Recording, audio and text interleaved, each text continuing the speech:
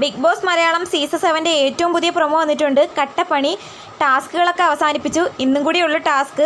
കട്ടപ്പണി എന്ന പേര് പോലെ തന്നെ 10 കട്ടകളുണ്ട്. അത് തെന്നിച്ച് ഒരു ബാസ്ക്കറ്റിലേക്ക് ഇടണം. ആ ബാസ്ക്കറ്റിൽ നിന്ന് കട്ടകളെടുത്ത് വീതിയുള്ള ഒരു കമ്പ് വടിയിലേക്ക് ആ കട്ടകൾ ഒന്നിന് മേളിൽ ഒന്നായിട്ട് വെച്ച് സീസയിലൂടെ നടന്നു പോയി അപ്പുറത്തിരിക്കുന്ന ബാസ്ക്കറ്റിൽ കൊണ്ടുവന്നിടുക എന്നതാണ് ടാസ്ക്. ഇച്ചിരി കോംപ്ലിക്കേഷനുള്ള ടാസ്ക് തന്നെയാണ്. 5 മിനിറ്റും 32 സെക്കൻഡും എടുത്ത് അവസാനം എത്തിയത് സാബുമാനായിരുന്നു.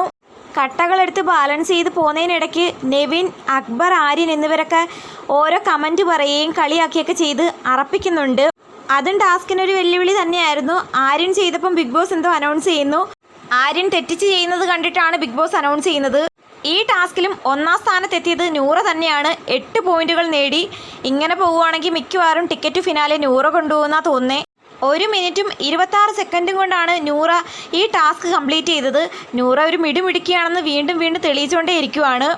2ാം സ്ഥാനം നെവിൻ, 3 അനീഷ്, 4 അക്ബർ ആ നിലയ്ക്ക് പോകുന്നുണ്ട്.